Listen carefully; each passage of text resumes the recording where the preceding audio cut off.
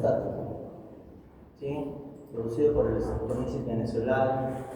Es el primer antibiótico usado en fiebre tifoidea con éxito, descubierto en 1948. Sin embargo, a pesar de que fue conocido para la fiebre tifoidea y para algunos tipos de meningitis, no lograba erradicar la enfermedad, ¿sí? Porque no llegaba a vías biliares y la Salmonella typhi se aloja en las vías biliares. Entonces había mucha recurrencia de la enfermedad. Hoy por hoy, el tratamiento para la fiebre tifoidea es ciprofloxacino durante 14 días o ceftriaxona durante 14 días, porque ambos van hacia la vía biliar. Entonces se erradican el germen y quitan las recurrencias. Es bacteriostático de amplio espectro porque agarra gram negativos, gram positivos y agarra gérmenes intercelulares. ¿Sí? Gram positivos, estreptococo beta hemolítico, neumococo sensible a penicilina. Gram negativos, Salmonella typhi. El meningococo Neisseria meningitidis y Bacteroides fragilis. Además tiene actividad antimicrobiana contra gérmenes intracelulares como las rickettsias, Clamidia trachomatis, Clamidia psittaci y Mycoplasma pneumoniae. ¿Cuál es el mecanismo de acción? Inhibe la subunidad 50S. ¿Ya? Inhibe la actividad de la peptidis transferasa que tiene el ARN de la subunidad 50S. No se forman enlaces peptídicos, no hay proteínas y se detiene la multiplicación de los microorganismos. Este es bacteriostático puramente, no como los aminoglucósidos que al interferir sobre proteínas de la pared son bactericidas. ¿Sí? Estos son bacteriostáticos. ¿Cómo son los mecanismos de resistencia? Bloqueo del ingreso de la droga, metilación del ARN y enzimas que inactivan el cloranfenicol.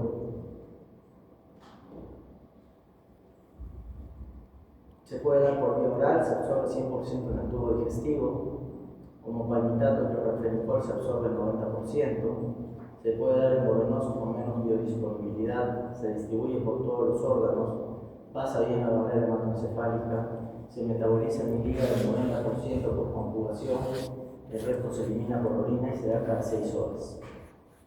¿Sí? En algunos pacientes también se usaba antes para meningitis, ¿sí? Sobre todo meningitis por meningococo.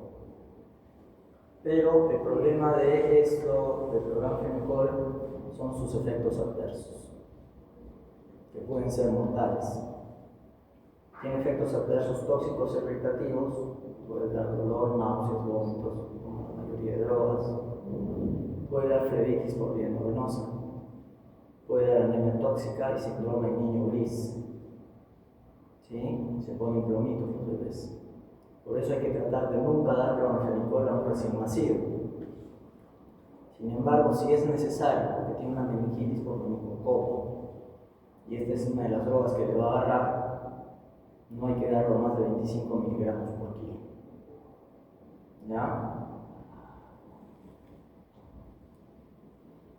Reacciones de hipersensibilidad, leucopenia, dermatitis alérgica y la más grave, la anemia aplásica.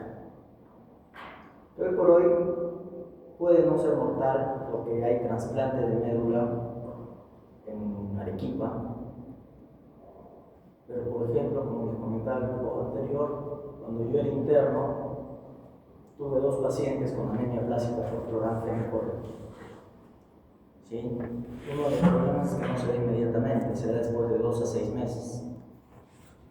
Y otro de los problemas es que la toxicidad es acumulativa. Es decir, mientras más veces en tu vida uses cloranfenicol, el riesgo de anemia aplásica va aumentando, es acumulativo. No como en otras drogas que terminas de usarla y listo, ya no. ¿Sí? Entonces vi 2 chiquitos que murieron por anemia aplásica por cloranfenicol cuando hice mi internado. Eso hace 25, 24 años. ¿Cuáles son las indicaciones hoy por hoy? Fiebre tifoidea de segunda elección, ¿sí? Si no se resuelve con cipro ni con ceftriaxona.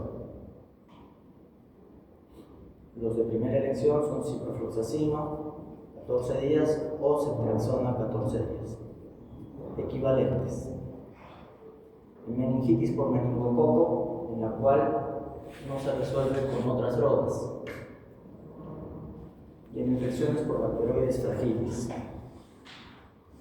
Si se dan cuenta, todo es si no se resuelve con otras drogas. ¿Sí? De segunda o de tercera elección va a ser el cloranfenicol por el efecto adverso de la anemia aplásica que tiene. Contraindicaciones en embarazo, contraindicaciones relativas, personas que recibieron alguna vez cloranfenicol porque la dosis comparativa es acumulativa, y en recién nacidos es relativa, a menos de que el cloranfenicol sea la única droga que puede ayudar al bebé. Entonces el cloranfenicol es de amplio espectro, pero es bacteriostático. ¿Ya? ¿Alguna pregunta sobre el cloranfenicol?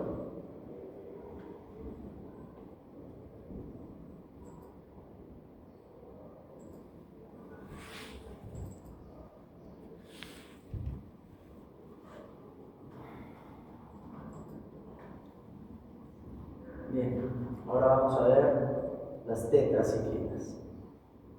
¿Ya? Las tetraciclinas tienen una estructura química formada por el anillo naftaseno-carbamida. Son bacteriostáticos también de amplio espectro. Actúan frente a clamidias, riquecias, micoplasmas y uroplasmas, es decir, actúan sobre gérmenes intracelulares. Inhiben la síntesis proteica por ligarse a la subunidad 30S. Y la mayoría se pueden dar por vía oral o endovenosa la tigeciclina y la aminociclina también.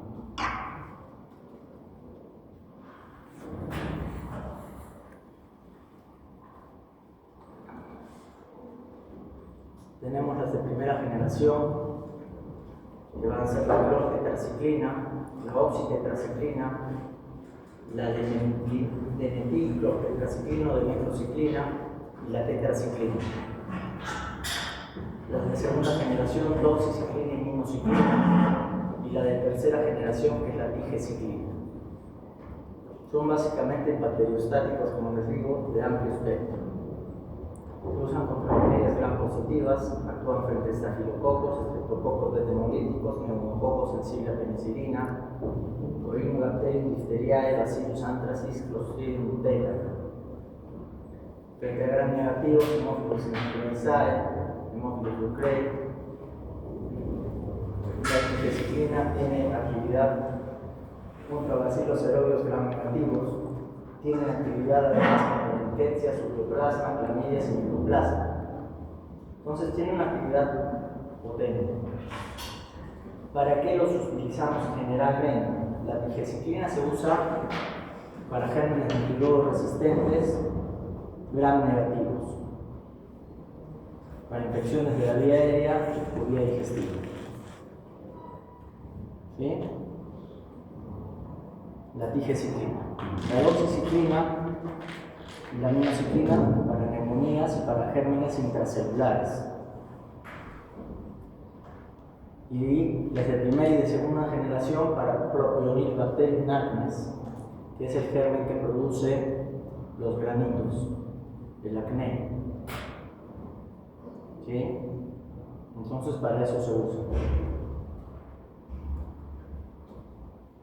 ¿Qué hacen? Inhiben la síntesis proteica ligándose a la subunidad ribosomal 30S, impidiendo así que los aminoácidos entren al ribosoma y ya no van a formar parte de las proteínas que se están sintetizando. Tiene un efecto bacteriostático. El mecanismo de resistencia, proteínas modificadas, sobre todo gram negativos, modificaciones en la unidad ribosomal 30S y bombas expulsoras.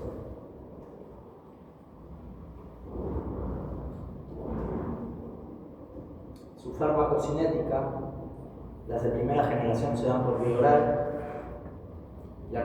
tetraciclina se absorbe el 30% y se liga 30% de proteínas. La oxitetraciclina se absorbe el 20% de la dosis administrada. La demeclociclina se absorbe el 60% y el 50% se une a proteínas. Y la tetraciclina el 30%. Las de segunda generación se absorben más y se ligan más a proteínas. Se absorbe la doxiciclina 90-95% de la dosis, tiene una buena absorción, se liga 80-90% proteínas, no se elimina por orina, así que no hay que modificar la dosis de la doxiciclina en insuficiencia renal, como sí hay que hacerlo en las otras. La aminociclina se absorbe el 100% y se liga un 80-90% de proteínas, y la tigeciclina se da por vía endovenosa. Mientras más ligazón a proteínas haya, mayor el tiempo de duración que tiene. Van a llegar a todos los órganos excepto al cerebro porque no pasan la barrera hematoencefálica. Entran a la célula, por eso sirven para microorganismos intracelulares. Se metaboliza el 50% y el resto se filtra con actividad microbiana, excepto la doxiciclina, que se metaboliza parcialmente y sale por la bilis. No se va a acumular en insuficiencia renal, así que se puede dar la dosis normal siempre, que es 100 miligramos cada 12 horas. Entonces, como se ligan menos a proteínas, la clortetraciclina, la oxitetraciclina y la tetraciclina se dan cada 6 horas, la demeclociclina cada 12, la doxilaminociclina cada 12 a 24 y la tetraciclina cada 8 horas. Algo importante, lo cual sucede con muchas de las drogas y muchos de los antibióticos también, no se absorben con la leche. Un montón de veces he escuchado, lo tomas con lechecita para que no te dé gastritis. Primero, que la leche da gastritis. ¿Sí? Y segundo, que muchos antibióticos, por ejemplo las quinolonas también, forman quelatos con la leche, con micelos grandes que no se van a absorber. Entonces, si tú los das con leche, es como que no le dieras nada, no se absorbe nada. Leche, queso, yogur. Entonces, siempre que receten estas drogas, a la persona a la que se le receta, que decirle que no lo puede tomar con leche, queso ni yogur. Ningún lado, en general. ¿Ya? También se forman quelatos con magnesio, aluminio, calcio y hierro. También he escuchado, te tomas tu leche de magnesia para que no te dé gastritis y te tomas la pastillita. Lo mismo, no le va a dar gastritis, pero va a formar quelatos y no se va a absorber. Entonces hay que tener cuidado, ¿sí? Porque ustedes se van a preguntar por qué no está haciendo efecto, es porque el paciente está tomando mal la medicina. ¿Qué efectos adversos tienen? Tóxicos, gastritis, daño hepático en gestantes, puede fijarse el calcio en los dientes de la primera y hasta de la segunda dentición, y se va a formar una coloración del color de sus carpetas que no cambia nunca, ¿sí? Inhibe el cartílago de crecimiento, estas sí inhiben el cartílago de crecimiento, no se debe dar en niños menores de 8 años, ¿ya? Algunos autores te dicen menores de 12 años, por inhibición del cartílago de crecimiento. ¿Se acuerdan que las quinolonas también había estudios que inhibían el cartílago de crecimiento, pero después en humanos se descartó eso? Tanto que hay preparados en jarabe para niños, de ciprofloxacino, pero las tetraciclinas sí inhiben el cartílago de crecimiento y además producen manchas en los dientes, ¿ya? Y a veces llegan hasta la segunda dentición y esas manchas no se borran. Hipersensibilidad, dermatitis y fotosensibilidad, efectos biológicos, cambios en la flora bacteriana, tienen efectos catabólicos y anabólicos, por lo que agravan la uremia y la insuficiencia renal, excepto la doxiciclina.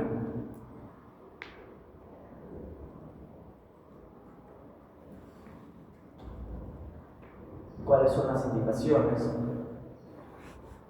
infecciones respiratorias altas, difteria, tétanos, carpunco, chancroides, brucelosis, tifus, neumonías por gérmenes atípicos, sobre todo Mycoplasma pneumoniae, que es el germen más común que produce neumonía de la comunidad. Entonces siempre tiene que ir o doxiciclina o acitromicina en nuestro esquema terapéutico. Siempre. Ya cuando se descarta el germen, podemos quitar alguna droga, pero siempre tiene que ir. Digamos, una cefalosporina en tercera generación con una ceftriaxona, con una tetraciklina o con un macróleo. ¿Ya? Linfogranuloma venéreo y el Propionibacterium acnes en el acné. Contraindicaciones: gestantes, niños menores de 8 años, e insuficiencia renal excepto la doxiciclina. Sin embargo, si por ejemplo tenemos un germen que es solo sensible a digeciclina, como los tenemos en el hospital, y el paciente está con insuficiencia renal, se modifica la dosis, pero sí se le tiene que dar, ¿sí? Porque si no el paciente se muere.